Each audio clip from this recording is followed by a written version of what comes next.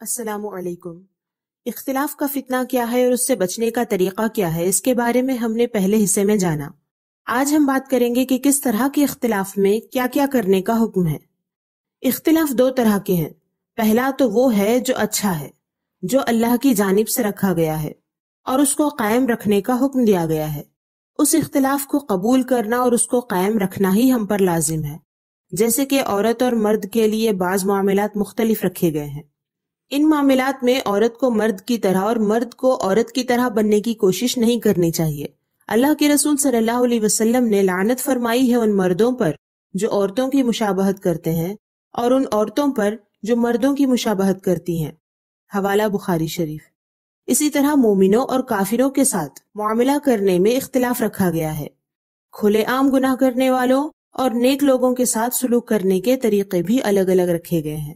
چھوٹے اور بڑوں کے لیے حکم الگ الگ ہیں، بیمار اور صحت مند کے لیے حکم الگ الگ ہیں۔ اسی طرح اور بہت سارے دینی معاملات ہیں جن میں اللہ تعالیٰ نے الگ الگ لوگوں کے لیے الگ الگ احکامات رکھے ہیں۔ اس اختلاف میں لوگوں کی ہی بھلائی ہے۔ آج کل شیطانی ذہن رکھنے والی خواتین نعرے بازی کرتی ہیں، اسلام پر اعتراض کرتی ہیں کہ ہمیں مردوں کی طرح رہنے کی اسلام میں اجازت کیوں نہیں ہے۔ ان عورتوں کو صحیح جانکاری نہیں ہے کہ اس اختلاف میں دنیا جہاں کا امن و سکون، پاکیزگی اور زندگی کی رونقیں ہیں۔ اگر کسی کے ذہن میں کوئی سوال ہے کہ ہمارے لیے الگ حکم کیوں ہے، تو اسے چاہیے کہ اس کے بارے میں صحیح جانکاری حاصل کرے۔ اگر صحیح دینی نالج حاصل کرنے میں وہ کامیاب ہو جائے تو یقیناً اس کے بعد بندہ اللہ کا شکر ہی ادا کرے گا، نہ کہ اسلام پر اعتراض۔ بہرحال اس طرح کا اختلاف جو اللہ کی جانب سے ہے، اس کو قبول کر کے اس پر قائم رہنے میں ہی سلامتی ہے، اور اس کے خلاف جا کر اختلاف کو ختم کرنے کی کوشش کرنا اصل میں دنیا میں فتنہ و فساد پھیلانا ہے۔ دوسرا اختلاف وہ ہے جو برا ہے۔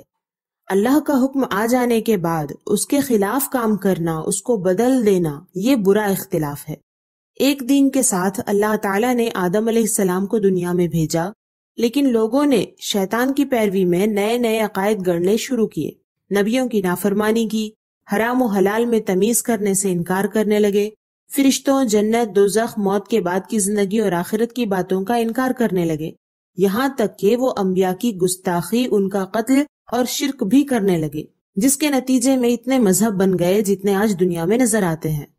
اس طرح اسلامی بنیادی عقیدوں سے اختلاف یہ سب سے برا اختلاف ہے۔ یاد رہے کہ دنیا میں سچا دین صرف ایک ہے اور وہ ہے اسلام۔ ان الدین عند اللہ الاسلام، بے شک اللہ کے یہاں اسلام ہی دین ہے۔ سورہ آل عمران آیت نمبر 19۔ آدم علیہ السلام سے لے کر قیامت تک کے لیے اللہ نے ایک ہی دین بنایا ہے۔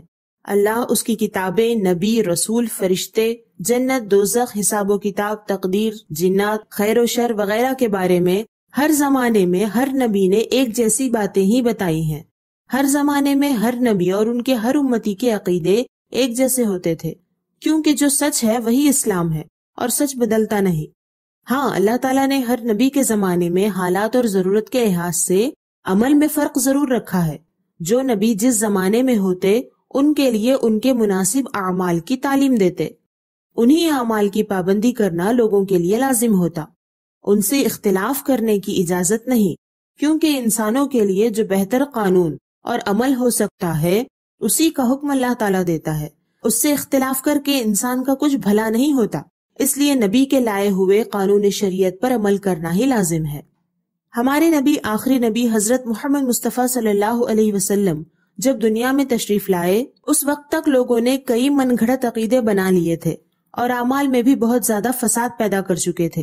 آپ صلی اللہ علیہ وسلم نے پھر سے سب کو ایک دین پر جمع ہونے کی دعوت دی۔ جنہوں نے آپ کی بات مانی وہ مسلمان ہوئے۔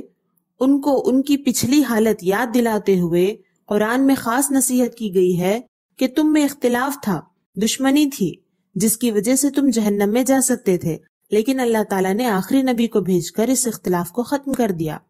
اب دوبارہ اختلاف کر کے فرقوں میں بٹ نہ جانا، بلکہ مسلمان ہی رہ کر مرنا اور اسلام پر مرنے کے لیے اللہ کے دین کو مضبوطی سے تھامے رہنا۔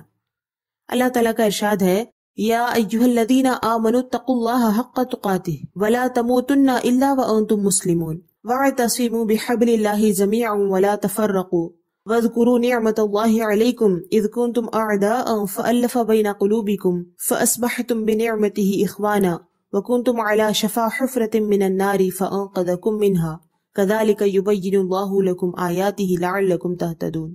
اے ایمان والو، اللہ سے ڈرو جیسا اس سے ڈرنے کا حق ہے، اور مسلمان ہونے کی حالت میں ہی مرنا، اور اللہ کی رسی مضبوط تھام لو سب مل کر، اور آپس میں فرقوں میں بٹ نہ جانا، اور اللہ کا احسان اپنے اوپر یاد کرو جب تم میں بیر تھا، دشمنی تھی، اس نے تمہارے دلوں میں ملاپ کر دیا تو اس کے فضل سے تم آپس میں بھائی ہو گئے، اور تم ایک غار دوزخ کے کنارے پر تھے تو اس نے تمہیں اس سے بچایا۔ اللہ تم سے یوں ہی اپنی آیتیں بیان فرماتا ہے کہ کہیں تم ہدایت پاؤ۔ سورہ آل عمران آیت نمبر 102-103۔ اللہ تعالیٰ نے ایمان والوں سے صاف طور پر فرمایا کہ فرقوں میں نہ بٹو، لیکن ہوا یوں کہ چونکہ کافر مشرک لوگ بھی اس وقت دنیا میں تھے، اور پچھلے نبیوں کو ماننے والوں پر فرض تھا کہ وہ آخری نبی کے آنے پر ان کا کلمہ پڑھیں، لیکن وہ آخری نبی سے اختلاف کر کے اسلام سے نکل گئے۔ اس طرح جو لوگ مسلمان نہیں ہوئے، یہود و نصارہ، وہ اپنی طرف مسلمانوں کو کھینچ رہے تھے، شیطان بھی اپنا کام کر رہا تھا، اور اس کے علاوہ انسان کے ساتھ نفس کا فتنہ بھی تھا۔ ان سب کی وجہ سے مسلمانوں کے درمیان بھی اختلاف شروع ہوا۔ دنیا کے فائدے کے لیے کچھ لوگ یہود و نصارہ کے عقیدوں پر چلے، کچھ لوگوں نے اپنے دل سے نئی نئی باتیں گڑھ کر نئے نئے فرقے بنا لیے۔ اس طرح مسلمانوں میں بھی فرقے بننے لگے۔ نہیں بننا چاہیے تھا، لیکن بن گئے۔ یہاں ایک بہت ضروری بات سمجھنے کی ہے۔ اس آیت میں اللہ کا جو حکم ہے وہ مسلمانوں کے لیے ہے کہ ایک رہو، فرقوں میں نہ بٹو۔ فرقے میں نہ بٹو مطلب اسلام کے عقیدوں سے نہ ہٹو، اسلامی عقیدوں پر قائم رہو، اس طرح متحد رہو۔ اس کے باوجود جو لوگ اسلامی عقیدے سے ہٹ چکے وہ خود بخود اتحاد سے باہر ہو گئے۔ ان کے لیے اب یہ حکم باقی نہیں رہا کہ تم مسلمان کے ساتھ متحد ہو کر رہو، اور نہ مسلمانوں کے لیے یہ حکم ہے کہ تم عقیدہ بدلنے والوں کو بھی مسلمان کہو اور ان کو اپنے ساتھ شامل رکھو، بلکہ مسلمانوں کے لیے متحد رہنے کا قانون اسی وقت تک ہے جب تک ان کے عقیدے اسلامی ہوں، اور اس اتحاد کا حکم کسی دنیاوی غرض کے لیے نہیں ہے، بلکہ مسلمانوں میں اتحاد کی اول غرض یہ ہے کہ ایمان سلامت رہے، جو اسی کے ساتھ والی آیت میں بتا دیا گیا ہے کہ مسلمان ہی ہو کر مرو، تم اتحاد سے رہو۔ یعنی اگر جنت چاہیے تو مسلمان ہی رہو، اور مسلمان رہنے کے لیے نیا عقیدہ بنا کر اسلام سے باہر نہ ہو جاؤ۔ عقیدہ بدل جانے کے بعد مل کر رہنے میں تو سراسر ایمان کا خطرہ ہے، اور یہ سراسر اللہ کے حکم کے خلاف ہے۔ وہ لوگ جو اپنے عقیدے بدل کر اسلام سے باہر نکل گئے، وہ اپنے آپ کو مسلمانوں میں شمار کروانے کے لیے زبردستی اس آیت کا مطلب یہ بتاتے ہیں کہ اللہ نے سب فرقوں کو اتحاد سے رہنے کا حکم دیا ہے۔ آپ آیت کو بار بار اچھی طرح پڑھ کر دیکھیے، اس میں پہلے فرقوں میں بٹنے سے ہی منع کیا گیا ہے۔ اب رہا یہ سوال کہ جو اللہ کی نافرمانی کر کے فرقوں میں بٹ جائیں، ان کے ساتھ کیا سلوک کرنا چاہیے، تو وہ اللہ کے رسول صلی اللہ علیہ وسلم نے احادیث میں صاف طور پر بیان فرمایا ہے۔ ان میں سے صرف 2 حدیثیں یہاں ذکر کرتی ہوں۔ رسول اللہ صلی اللہ علیہ وسلم کا فرمان کہ بنی اسرائیل قوم 72 فرقوں میں بٹ گئی تھی، اور میری امت 73 فرقوں میں تقسیم ہو جائے گی، سوائے ایک جماعت کے، سب دوزخ میں جائیں گے۔ عرض کی گئی، اے اللہ کے رسول، وہ کون سا گروہ ہوگا؟ آپ صلی اللہ علیہ وسلم نے فرمایا، ما انا علیہ و اصحابی، جس پر میں اور میرے صحابہ ہیں۔ حوالہ ترمذی شریف۔ اللہ کا احسان ہے کہ ہمارے وقت تک جو ہونے والا تھا اس کے بارے میں نبی نے بتا دیا۔ صحابہ نے اور تفصیل پوچھی، اس کا بھی جواب دیا گیا۔ یہ سب کیوں ہوا؟ ہماری مدد کے لیے ہی ہوا، کیونکہ اللہ، رسول اور مومنین قیامت تک کے مومنوں کے مددگار ہیں۔ نبی اور صحابہ نے ہمیں بتا دیا کہ جس زمانے میں اسلام کے خلاف جا کر بھی لوگ اپنے آپ کو مسلمان کہیں گے تو ان کو صرف ان کی باتوں سے نہیں بلکہ حقیقت دیکھ کر پہچانو۔ جس پر میں اور میرے صحابہ ہیں، یعنی جن عقیدوں پر میں اور میرے صحابہ ہیں، ان عقیدوں پر جو ہوگا وہ مسلمان ہوگا۔ جس طریقے پر میں اور میرے صحابہ ہیں اس طریقے پر چلنے والا مسلمان ہوگا۔ بس اسی طریقے سے پہچانا جا سکتا ہے کہ حق پر کون ہے۔ نبی کے اس فرمان کے بعد سے مسلمانوں کی ایک نئی پہچان بنی، اہل سنت و جماعت۔ اہل یعنی والے، سنت یعنی نبی اور صحابہ کا طریقہ، جماعت یعنی مسلمانوں کی جماعت۔ اصل میں جو نبی کریم صلی اللہ علیہ وسلم اور صحابہ کے طریقے پر ہیں وہی مسلمان ہیں۔ اس کو عربی میں شارٹ میں کہیں تو اہل سنت و جماعت ہی مسلمان ہیں۔ جو نبی اور صحابہ کے طریقے پر نہیں ہے وہ مسلمان نہیں ہے۔ اس کو عربی میں اور شارٹ میں بولیں تو لفظ یہ بنتا ہے کہ جو اہل سنت و جماعت نہیں وہ مسلمان نہیں۔ یاد رہے کہ اسلام پر قائم رہنے والے سیدھے راستے پر ہیں، وہ چاہے تھوڑے ہوں یا زیادہ، اور اسلام سے ہٹنے والے جو لوگ ہیں وہ فرقہ ہیں۔ فرقہ یعنی الگ ہونے والوں کا گروہ۔ سیدھے راستے سے جو الگ ہوئے وہ فرقے ہوئے، اور جو سیدھے راستے پر رہے وہ اہل سنت و جماعت رہے۔ اس حدیث کے مطابق صحابہ کے دور میں ہی اختلاف شروع ہو گیا تھا۔ کچھ لوگ حضرت علی کو ہمارے نبی کے برابر ماننے لگے، جبکہ کائنات میں کوئی ہمارے نبی کے برابر نہیں ہو سکتا۔ کچھ لوگ تو حضرت علی کو نبی بلکہ خدا بھی ماننے لگے۔ صحابہ نے اس فرقے کا نام رافضی رکھ دیا۔ سارے صحابہ کے جنتی ہونے کے بارے میں اللہ نے بھی بتایا ہے اور رسول نے بھی بتایا ہے، لیکن کچھ لوگ صحابہ کو جہنمی کہنے لگے، اس لیے صحابہ نے ان کو ایک نیا فرقہ کہا اور ان کا نام خارجی رکھ دیا۔ اور پھر کچھ لوگوں نے اللہ کی تقدیر کا انکار کرنا شروع کیا، جبکہ اللہ کے رسول بتا چکے ہیں کہ تقدیر حق ہے، اس لیے صحابہ نے ان کو ایک الگ فرقہ شمار کیا اور ان کا نام قدریہ رکھ دیا۔ اس طرح اسلام کے خلاف نئے نئے عقیدے بنانے والوں کو الگ فرقہ کہنا یہ بھی صحابہ کا طریقہ رہا، اور مسلمانوں کو حکم ہے کہ وہ صحابہ کے طریقے پر چلیں۔ اس لیے آج تک دنیا بھر کے مسلمان صحابہ کے طریقے کے مطابق گمراہ فرقوں کا الگ نام رکھتے ہیں اور خود کو اہل سنت و جماعت کہتے ہیں، یعنی اس نام کے ساتھ مسلمان اپنی پہچان بتاتے ہیں کہ ہم نبی اور صحابہ کے طریقے پر ہیں، تاکہ جھوٹے مسلمانوں سے فرق کی ایک علامت بن جائے۔ دوسری حدیث جو ہے وہ بخاری شریف، مسلم شریف، ابن ماجہ، سنن ابو داؤد، مشکات شریف، ان تمام کتابوں میں بعض الفاظ کے فرق کے ساتھ یہ حدیث موجود ہے۔ میں ان سبھی کا خلاصہ اور فتح الباری شرح بخاری شریف سے اس کی تشریح پیش کر رہی ہوں۔ حضرت حذیفہ بن یمان رضی اللہ تعالیٰ عنہ بیان کرتے ہیں کہ لوگ رسول اللہ صلی اللہ علیہ وسلم سے خیر کے بارے میں پوچھتے تھے اور میں شر کے بارے میں پوچھتا تھا، اس ڈر سے کہ کہیں شر میں مبتلا نہ ہو جاؤں، کیونکہ مجھے معلوم تھا کہ میں خیر سے محروم نہیں رہوں گا۔ میں نے سوال کیا، یا رسول اللہ، آپ کے آنے سے پہلے ہم لوگ جاہلیت و شر میں مبتلا تھے، آپ کے ذریعے ایمان امن آیا اور حالات سدھرے جس میں ہم اس وقت ہیں، تو کیا اس خیر کے بعد پھر شر واپس آئے گا؟ رسول اللہ صلی اللہ علیہ وسلم نے جواب دیا، ہاں، فتنہ پیدا ہوگا۔ حضرت حذیفہ رضی اللہ تعالیٰ عنہ کہتے ہیں، میں نے پوچھا، اے اللہ کے رسول، کیا اس شر کے بعد پھر خیر ہوگا؟ آپ صلی اللہ علیہ وسلم نے فرمایا، اے حذیفہ، اللہ کی کتاب کا علم حاصل کرو اور جو اس میں ہے اس کے مطابق عمل کرو۔ میں نے پھر عرض کی، یا رسول اللہ، کیا اس شر کے بعد خیر ہوگا؟ فرمایا، ہاں، اور اس میں دخن ہوگا، یعنی کچھ میلا پن باقی رہے گا۔ میں نے سوال کیا، اے اللہ کے رسول، دخن کا معنی کیا ہے؟ آپ نے فرمایا، لوگوں کے دل پہلے کسی کیفیت پر واپس نہیں آئیں گے، اور فرمایا کہ اس زمانے میں کچھ ایسے لوگ پیدا ہوں گے جو میرے راستے پر نہیں چلیں گے اور نہ میرا طریقہ اختیار کریں گے۔ بعض کاموں کو تم پسند کرو گے اور بعض کاموں کو تم ناپسند کرو گے، جو ان کے برے کاموں کو ناپسند کرے گا وہ سلامت رہے گا۔ حضرت حذیفہ کہتے ہیں کہ میں نے پھر سوال کیا، کیا اس خیر کے بعد پھر شر واپس آئے گا؟ آپ صلی اللہ علیہ وسلم نے فرمایا، ہاں، کچھ لوگ ایسے ہوں گے جو دوزخ کے دروازوں پر کھڑے ہو کر لوگوں کو بلائیں گے، جو ان کی بات مان لیں گے وہ ان کو دوزخ میں ڈھکیل دیں گے۔ حضرت حذیفہ کہتے ہیں، میں نے سوال کیا، اے اللہ کے رسول، ان جہنم کی طرف بلانے والوں کی صفت بیان کر دیجئے۔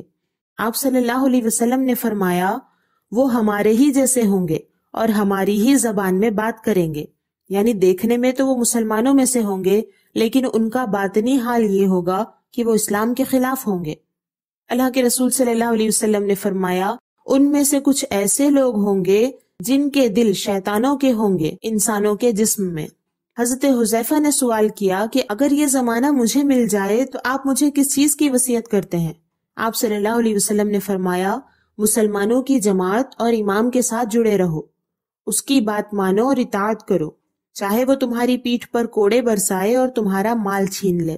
میں نے سوال کیا، اے اللہ کے رسول، اگر جماعت اور مسلمانوں کے امام موجود نہ ہو تو پھر ہم کیا کریں؟ آپ صلی اللہ علیہ وسلم نے فرمایا، تمام فرقوں سے دوری اختیار کر لو اور یاد رکھو، اگر تم کسی درخت کی جڑ کو چباتے ہوئے مر جاؤ یہ تمہارے لیے اس سے بہتر ہوگا کہ ان میں سے کسی فرقے کی اتباع کرو۔ حضرت حذیفہ رضی اللہ تعالیٰ عنہ کہتے ہیں، میں نے سوال کیا پھر اس کے بعد کیا ہونے والا ہے؟ آپ صلی اللہ علیہ وسلم نے فرمایا پھر دجال نکلے گا۔ میں نے عرض کیا وہ کیا لے کر آئے گا؟ آپ صلی اللہ علیہ وسلم نے فرمایا وہ پانی کا دریا اور آگ لے کر آئے گا، تو جو شخص اس کے دریا میں داخل ہو جائے گا اس کی نیکیاں ضائع ہو جائیں گی اور گناہ واجب ہو جائے گا، اور جو اس کی آگ میں داخل ہوگا اس کا اجر لازم ہوگا اور اس کے گناہ ختم کر دیے جائیں گے۔ میں نے پھر سوال کیا، اے اللہ کے رسول پھر دجال کے بعد کیا ہوگا؟ آپ صلی اللہ علیہ وسلم نے فرمایا پھر تو قیامت ہی قائم ہو جائے گی۔ حوالہ بخاری شریف، مسلم شریف، ابو داؤد شریف، مشکات شریف۔ بخاری کی شرح فتح الباری میں ہے کہ اس حدیث میں جو پہلے شر کی بات ہوئی ہے اس سے مراد وہ فتنے ہیں جو صحابہ کے دور میں ہوئے، اور اس کے بعد خیر سے مراد اس دور میں ہونے والی صلح ہے۔ دخن یعنی کدورت سے مراد وہ حادثات ہیں جو صحابہ کے زمانے میں بعض عمرا کے ذریعے رونما ہوئے، جیسے کہ عراق میں زیاد کا فتنہ و فساد۔ اس دور میں ایسے لوگوں کے پیدا ہونے کی بات ہوئی جو رسول اللہ صلی اللہ علیہ وسلم کے طریقے اور سنت کو چھوڑ دیں گے۔ وہ خارجی اور رافضی لوگ ہیں جو اس دور میں ظاہر ہوئے، اور ان کے علاوہ وہ حکمران بھی مراد ہیں جو کبھی اسلامی اعتبار سے حکومت کرتے اور کبھی ان کے خلاف معاملہ کرتے۔ اس زمانے والوں کے لیے اللہ کے رسول صلی اللہ علیہ وسلم نے کتاب کا علم حاصل کرنے اور اس پر عمل کرنے کی تاکید فرمائی تاکہ لوگوں کی طرف سے ہونے والی برائی کو پہچانے اور ان سے دور رہیں۔ اس کے بعد دوسری مرتبہ جس شر کے آنے کی بات ہوئی ہے کہ مسلمانوں کی طرح نظر آنے والے، مسلمانوں کی طرح بات کرنے والے کچھ لوگ جہنم کی طرف بلائیں گے، ان سے مراد خارجی فرقہ اور اسی طرح باقی باطل فرقے ہیں، اور ان کے علاوہ وہ لوگ ہیں جو دنیا کی بادشاہت اور مال و دولت کمانے کے لیے رہنما بن کر کھڑے ہوں گے۔ اس زمانے والوں کے لیے حکم دیا گیا ہے کہ جو صحابہ کے طریقے پر چلنے والے علم والے ہیں ان کا ساتھ لازم ہے، اور اب بھی یہ حکم باقی ہے کہ اگر کسی دور میں ایسا ہو کہ ایک طرف تو وہ ہیں جن کے عقیدے خراب ہیں، وہ اپنی طرف بلاتے ہیں، اور دوسری طرف درست عقیدے پر رہنے والے مسلمان حکمران کا حال یہ ہو کہ وہ لوگوں پر سختی کرتے اور ان کے مال پر ناحق قبضہ کرتے ہیں، تو اس وقت اگرچہ جسمانی تکلیف اور مال کا نقصان برداشت کرنا پڑے، لیکن جو درست عقیدے پر قائم ہیں ان کی ہی پیروی کرنا لازم ہے۔ ہر حال میں عقیدہ بگاڑنے والوں سے دور رہنا ضروری ہے۔ بد عقیدہ لوگوں سے دور رہنے کی اتنی تاکید ہے کہ کہیں کوئی سواد اعظم جماعت نظر نہ آئے، مسلمان نظر نہ آئے تو اکیلے رہنا ضروری ہے۔ یعنی جو اسلام کا صحیح علم رکھتے ہیں ان میں سے کوئی آس پاس میں تلاش کرنے پر بھی نہ ملے تو اس صورت میں بھی فرقوں سے سخت دور رہے، اگرچہ اکیلا رہنا پڑے، یہاں تک کہ موت بھی آ جائے تو درخت کی جڑوں کو پکڑ کر تکلیف کی شدت میں صبر کر لے، لیکن سب فرقوں سے الگ ہی رہے، اور اس حالت میں موت آئے تو موت کو قبول کرے، لیکن زندگی کی سہولت اور لالچ کے چکر میں فرقوں کے ساتھ نہ جائے۔ رسول اللہ صلی اللہ علیہ وسلم نے جو نصیحت فرمائی مختصر میں اس کی ترتیب یہ ہے کہ قرآن و سنت کا علم حاصل کرو، علم والوں کے ساتھ رہو، علم والے نہ ملنے کی صورت میں اکیلے رہو۔ آج جو لوگ پریشان ہیں کہ ہم کیسے پہچانیں، وہ اپنی لا علمی کی وجہ سے پریشان ہیں۔ دین کا اتنا علم ہوتا جتنا کہ ہر مسلمان کے لیے ضروری ہے تو یہ پہچاننا آسان ہو جاتا کہ کون اہل سنت و جماعت سے ہے اور کون فرقوں میں سے ہے۔ ضروریات دین کا علم ہوتا تو سمجھ آتا کہ کون کس وجہ سے الگ فرقے میں بٹ گیا۔ لا علمی میں لوگ اپنے آپ کو اللہ و رسول کا وفادار سمجھ رہے ہیں، جبکہ انہیں معلوم ہی نہیں ہے کہ فرما برداری ثابت کیسے کرنی ہے۔ آج بھی فرض عین علم حاصل کریں گے تو پتہ چلے گا کہ ہم کتنے وفادار ہیں۔ وہ علم جس میں وہی عقائد و تعلیمات ہوں جو ہر دور میں اسلام کی پہچان رہے ہیں۔ اتنا علم جتنا ہر مسلمان کو حاصل کرنا فرض ہے، کم سے کم اتنا فرض عین علم تو حاصل کرنا ہی ہوگا۔ اس کے لیے محنت کرنی ہوگی، وقت نکالنا ہوگا، تبھی آپ پہچان سکو گے کہ کون سچ کہہ رہا ہے اور کون جھوٹ۔ ہر مسلمان پر کتنا علم حاصل کرنا فرض ہے اس کے بارے میں انشاءاللہ ایک الگ ویڈیو بناؤں گی۔ میں نے جو ابھی حدیثیں سنائی وہ بالکل صحیح سند والی حدیثیں ہیں، سیاہ ستہ میں کئی ایک جگہ مروی ہیں۔ اس کے باوجود آج کل ہمارے دور میں زیادہ مشہور نہیں، کیونکہ اس جہالت کے دور میں اکثر لوگ دین کی وہی باتیں مشہور کرتے ہیں جس میں دنیا کا کچھ فائدہ ہو، جبکہ اختلاف کے اس مسئلے میں اللہ اور اس کے رسول کا جو حکم ہے اس میں اگرچہ آخرت کا فائدہ ہے، لیکن اس پر عمل کرنے کے لیے علم حاصل کرنا پڑتا ہے، محنت کرنی پڑتی ہے، بہت وقت نکالنا پڑتا ہے، دین کی فکر کرنی پڑتی ہے، اور اس سب میں دنیا کی عیش و عشرت اور آوارگی کا سراسر نقصان ہوتا ہے۔ اس لیے دین کی اس بات کو لوگ چھپا دیتے ہیں۔ اختلاف کے حوالے سے اللہ اور اس کے رسول کے فرمان پر عمل کرنے کے بجائے لوگوں نے عجیب و غریب اعتراضات مشہور کر دیے ہیں اور اپنے ایمان کی حفاظت کرنے والوں کو ہی دشمن کی نظروں سے دیکھتے ہیں۔